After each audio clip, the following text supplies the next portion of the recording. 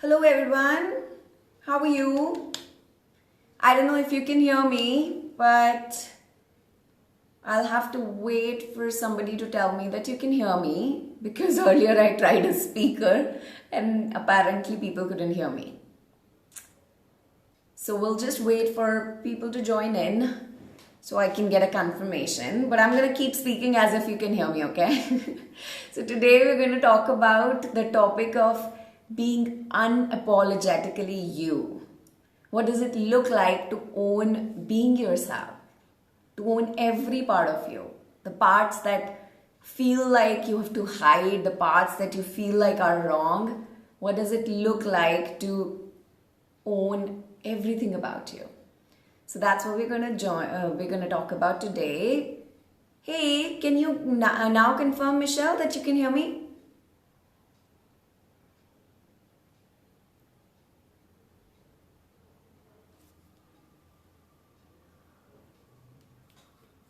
Awesome. It sounds like you can hear me now, okay? Cool. So, here's what we are going to do. We are going to talk about two main things. The first one is that what are the real obstacles in your way? Why is it that you're not being fully yourself today? What stops you from being fully yourself today? And then we're going to talk about why is it important to be you? And as you hear me explain these and as you reflect about your own life and why those obstacles are stopping you from being yourself fully and why is it important for you to do it, I won't have to tell you how to be yourself. Like you're the one who knows how to be yourself. So the answers are going to emerge for you. But what I'm going to do is just give you some thoughts to really reflect on what the obstacles are. What's probably stopping you, and then why is it important to see those obstacles differently? Why is it important to keep moving in spite of those obstacles? That's what we're going to cover today. So let's talk about what stops us from being ourselves, to own every part of ourselves, right? And when I say own, that image comes to my mind where, how some people just walk into some place and it feels like they own this place, right? Like it's a new place, but they just walk in with that confidence that this is them. Well, there are other people who've probably been in the same place for years, but when they walk in like it doesn't belong fully to them, right? And this is what I mean when I say fully owning, being yourself. Fully owning where you are, what you're doing, what you have, what you don't have, who you're being, like everything about you. Not feeling apologetic about it, right? And what's the biggest obstacle that stops us from being unapologetically ourselves? Is this fear of being wrong. In my experience, this is the topmost thing that comes up as an obstacle that stops you from being yourself. What if I'm doing something wrong? What if I say something wrong? What if what I'm trying to do ends up hurting anybody? Like these are different versions of being wrong or doing something wrong. So it's your fear of being wrong that actually stops you from truly being yourself in any given moment, right? Now imagine how we get this whole idea of right and wrong, right? I was thinking about what is this right, wrong, good, bad? Where do all these judgments come from? The truth is they come from our parents, our society, what they play on TV, the culture we're part of, the people we get exposed to. So as we come into this world as children, we don't have any thoughts. We don't know what's right, what's wrong. Children are in fact doing whatever they want. They don't care about the judgment. But as we grow up, as we go to school, as we listen to our parents and parents impose rules on us, we start interpreting the world in form of, okay, this is right, this is wrong. And look, our parents had to do a lot. Our teachers had to do a lot of reinforcement to tell us this is right, this is wrong. Like we were punished, we were constantly reminded. We were constantly told what is right, what is wrong. But who gave us those rules? Probably our parents or other people we listen to. And who gave them those rules? Probably their parents, right? Or maybe they just made up based on their own experience. But when we started living our lives, we didn't take that time to say, okay, this is the rule book. I'm just going to sort it out and see what is relevant for me, what's my right, what's my wrong.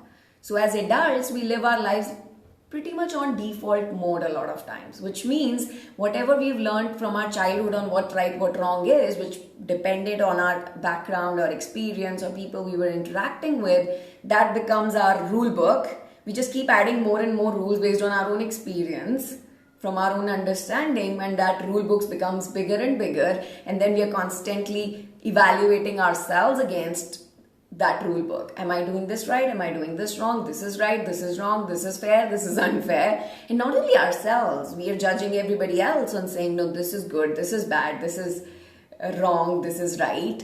All of those judgments come from these rules I have, right? And what's fascinating is when I get into coaching with my clients, often they think when they're explaining the rules is this is how the world works. Like these are the rules. This is the right way of doing things. This is the wrong way. And it's fascinating for me to see that how we all think that our rules are the right rules, like right way of doing things. What we don't realize is everybody has a different version of that right and wrong.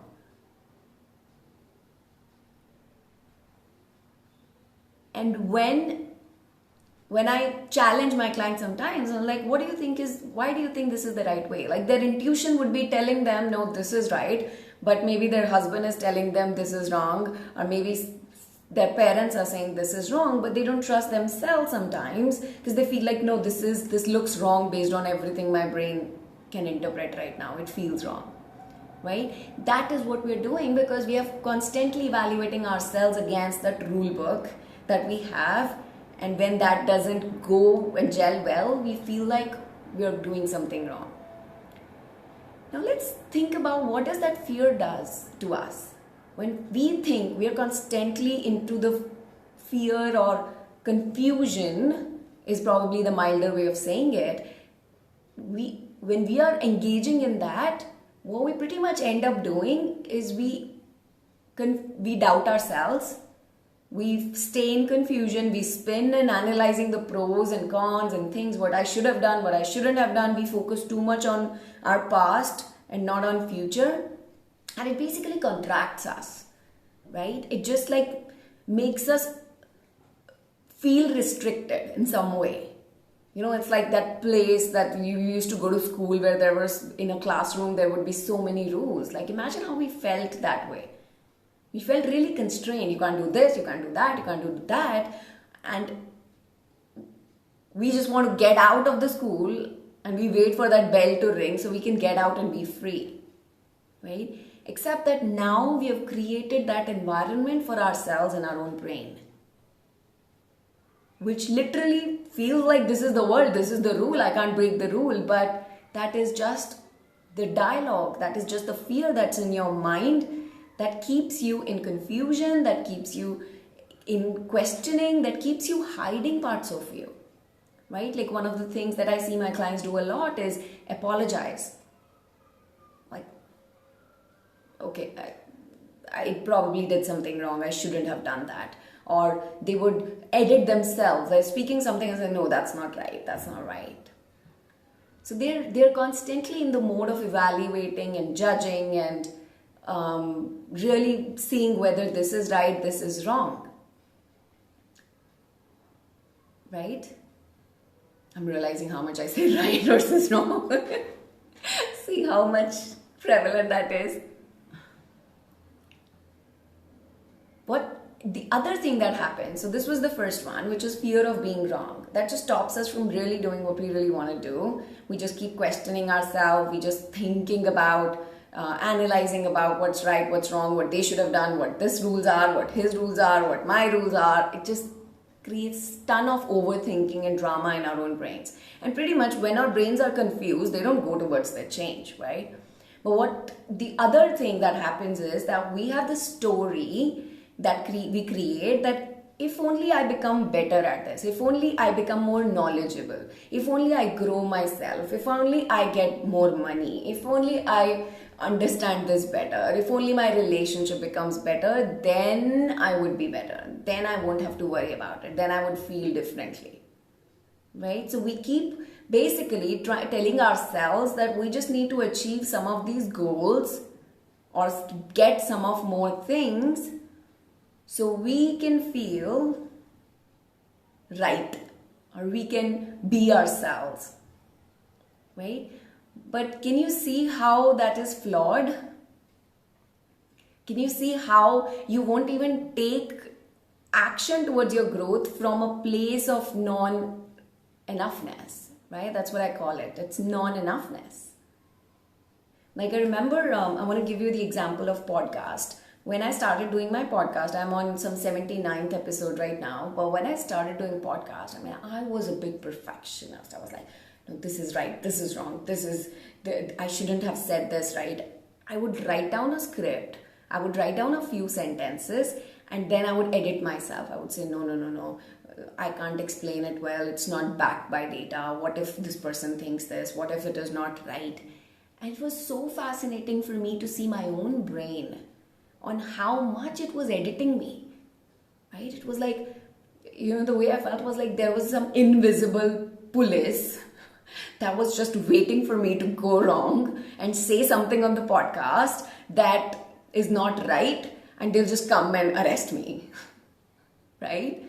That's how I felt when I was writing the script. No wonder it was taking so much of time. Like I was taking so much of time to write a script. I was taking so much of effort in just shifting it and saying it in different ways and packing it with data, and telling myself really that I can't say anything even if I want to unless it's backed by data, unless I've covered all my bases somehow, right? And that was so fascinating because that has been the journey that I have had to really go on and say, why? So what if I say something wrong? Like, what is this invisible police that's trying to catch me, right? The truth is there is no invisible police that was trying to catch me. I could have said whatever I wanted, like right from the beginning. But it was my mind drama, it was my thoughts that just kept keeping me engaged in this fear of what if I'm wrong? What if I don't know enough? So what? I'm just sharing something. What if I'm wrong? People won't listen. So what? They're anyway not listening if I don't do a podcast, right? Those were the kind of questions and the kind of dialogues I had to have with my own brain to get it comfortable to start like coming out a little bit. It wasn't like fully there, but over the period of time as I continued to do this podcast, and now it's been more than a year, I still find myself sometimes doubting. I'm like, no, I shouldn't do this, I shouldn't do that, right? But slowly and slowly, this whole idea of right and wrong and I shouldn't say this has been really challenged in my mind. In fact, this is the reason I never even did videos, because I was like, okay, in podcast, I can have a script. I can analyze all of those pros and cons, right? But if I do a video, what if I say something wrong? What if I'm not able to explain it well? What if this? What if that, right? That was all the dialogue that was going on in my brain. And now as I have overcome that part of me, now I'm like, you know what? Yeah. It might not make sense. Maybe I will just confuse myself and I would be speaking something that may not make sense. Maybe it is not right. Maybe somebody won't agree with me. But so what? Right? I still want to do it. I can still be okay doing it. And that, now that I do it, it feels so expansive. It feels so content to be able to share myself and not feel like I have to hide those parts of me that sometimes speaks very fast. Like this was one of the thoughts that I always had, that I speak very fast. I speak too much. And I'm like, so what? I do speak very fast. I can be okay with that part.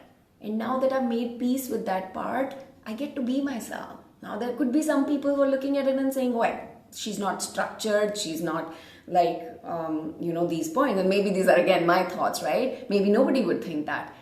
But that's the most important point. It's not important that other people think that. It's important that we think that. This work is internal. This fear is in our minds. Whenever pretty much I am, in consults, when I'm talking to my clients, most of the clients that come to me, they have ambition, big ambition. They want to start something of their own, which they love doing, and they want to make money doing that. They want to go after big goals, right? They want to write a book, they want to release a podcast, they want to start a business, they want to get a better paying job and get a promotion. And pretty much the thing that's stopping them is this fear, right? What if I'm doing something wrong? What if I mess up the equilibrium that I've created? What if somehow I lose something? And that all is just the fear in the mind. That's where our brains are. And at one part, some of the clients want to make that change, that they think that once they make that change, then suddenly they won't have any fear, right? Or some of the other clients, they won't even take the action towards the change because they're so afraid of really taking that action to make that change happen, right? So what happens is, it's fascinating because most of them understand the fear is in their mind. Because when I ask them, this is the process of doing it, so what do you think can go wrong? And part of them thinks maybe process works, but maybe it's just me. I am different somehow and I won't be able to do it. But that's the fear part of you talking, right?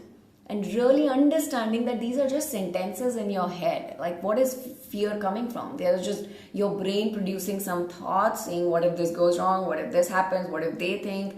And you one way of stopping all of that is saying, so what? Really, so what?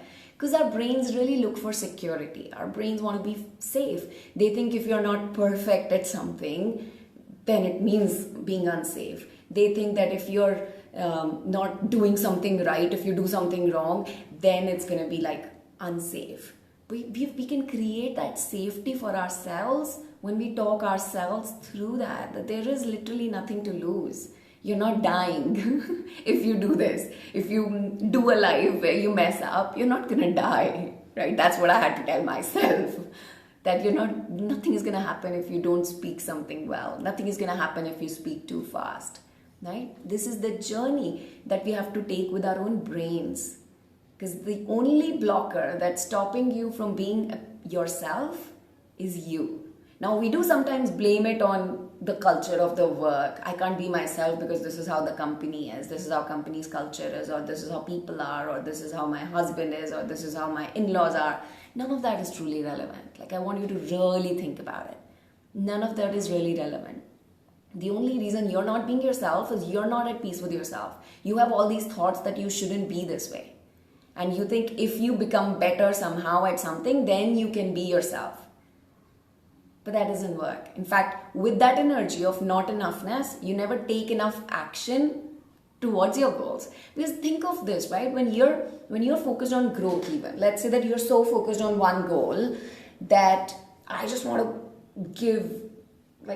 give my everything to this goal. Whatever, maybe it's your family. You want to take care of your family, or it's your promotion, right? When you're so tied up to a goal that you want to achieve, and you're doing it from a place of not having confidence in yourself and not really feeling that what you're approaching it in the way is right, then what you really create more of is that feeling of not enoughness. Is that feeling of there's something wrong. You focus so much on the flaws and what's missing and what needs to be improved because you think if your brain thinks that if only you improve that, then you'll be feeling better. And because you feel negative, you don't actually feel motivated towards taking action. So the growth never really happens because you're not feeling good. Think about it. When do you take more action? When do you end up getting more done? When you're feeling negative? When you're feeling something is missing? Or when you think, oh, everything is great and I'm just refining it further? The latter, right?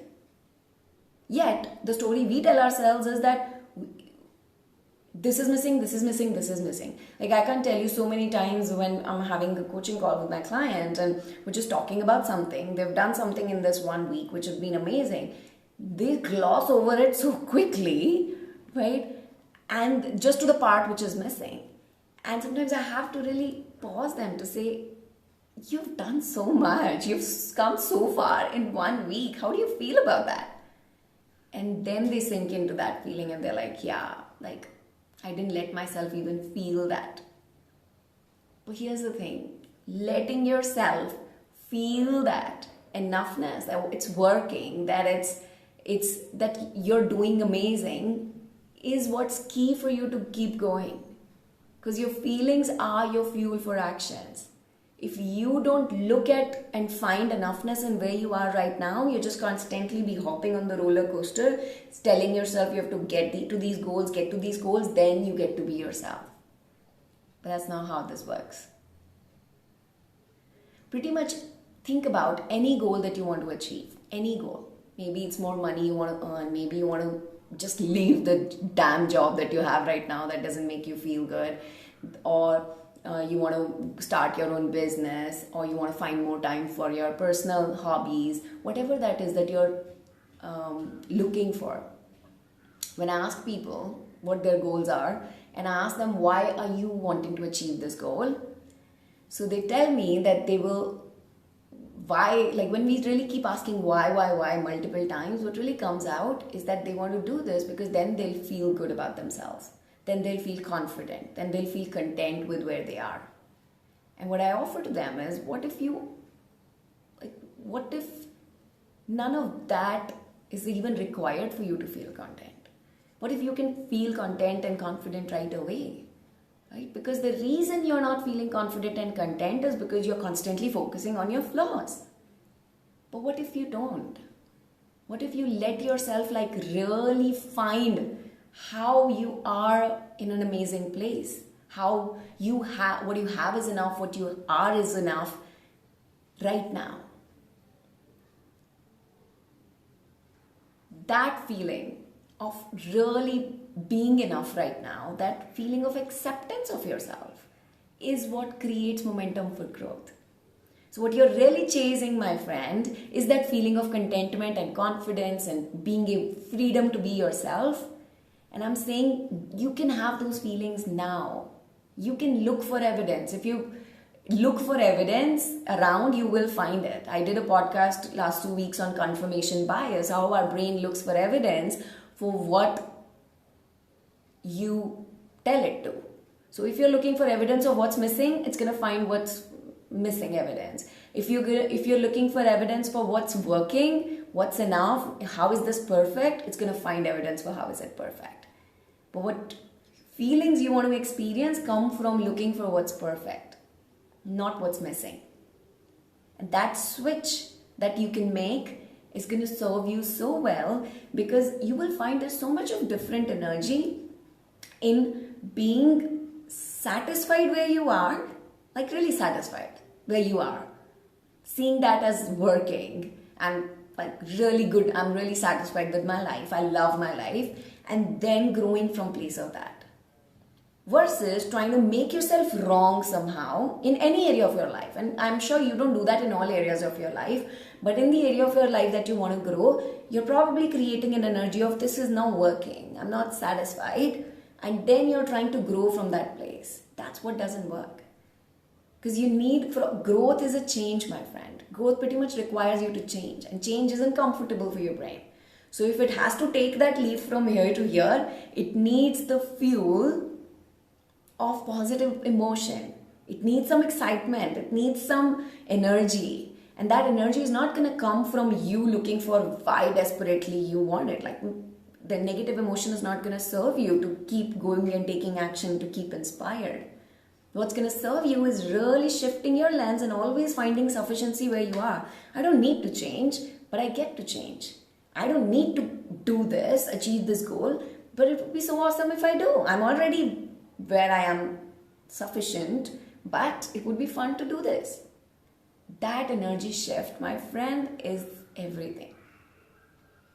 Like, really think about it. So I'm going to just see my notes and see if I missed anything.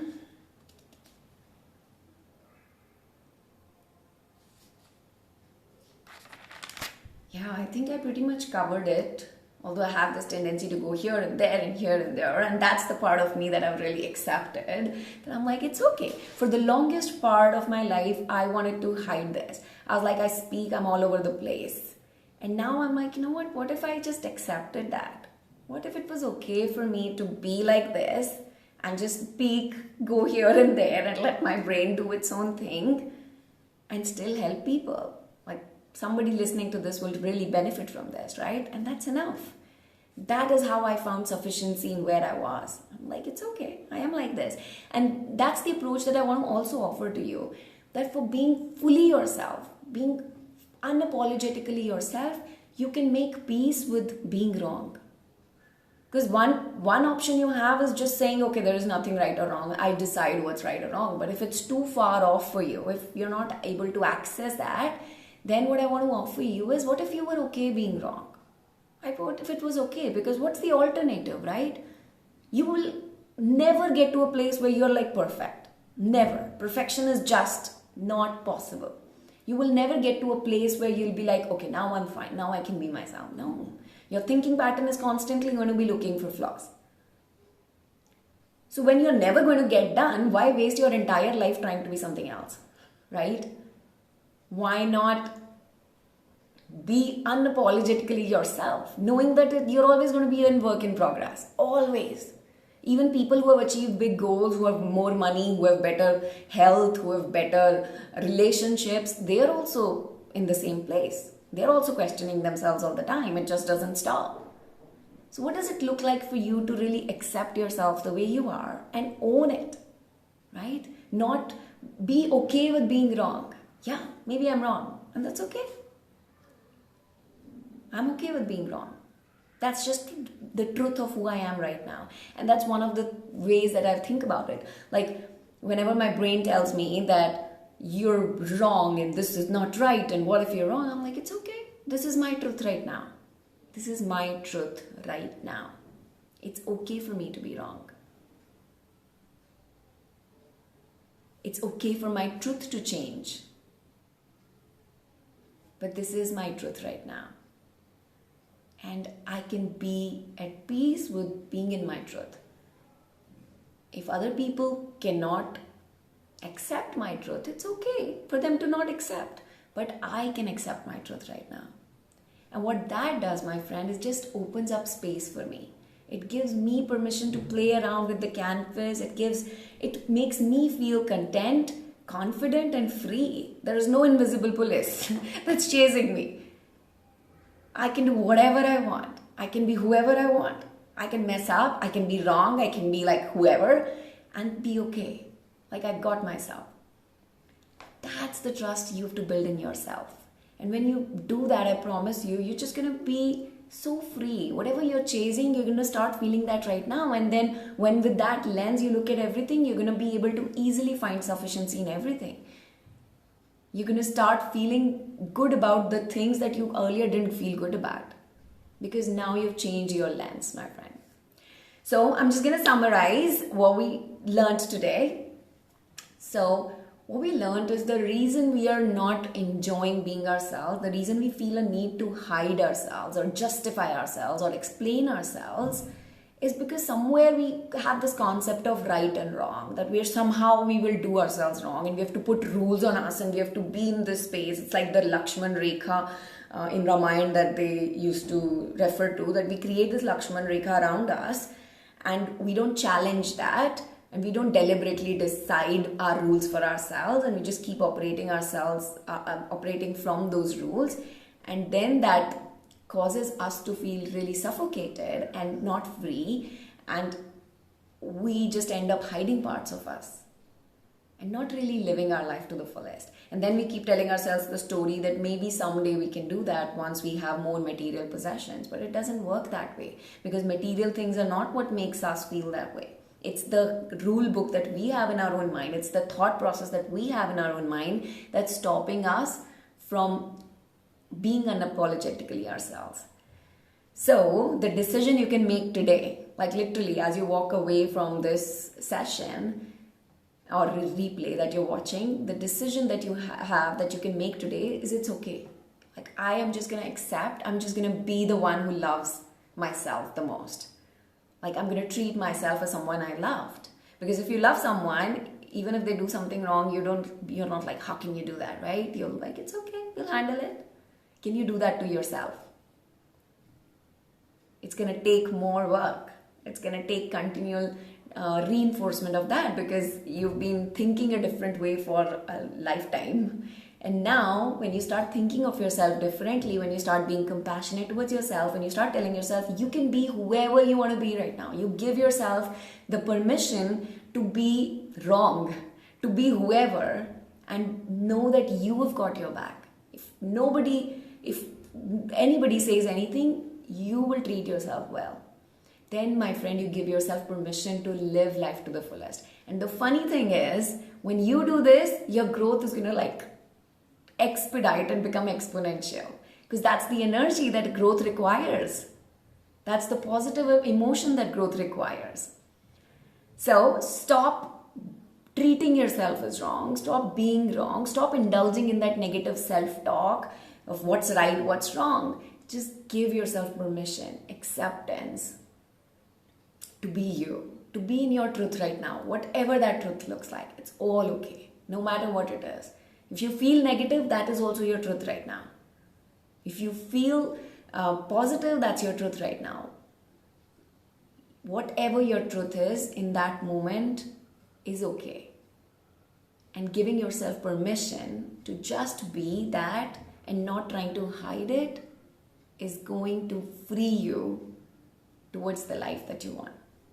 So I hope this has given you some thoughts to really take away with. This is a deep topic, my friends. I'm sure you're gonna think about it and really dwell on it. I just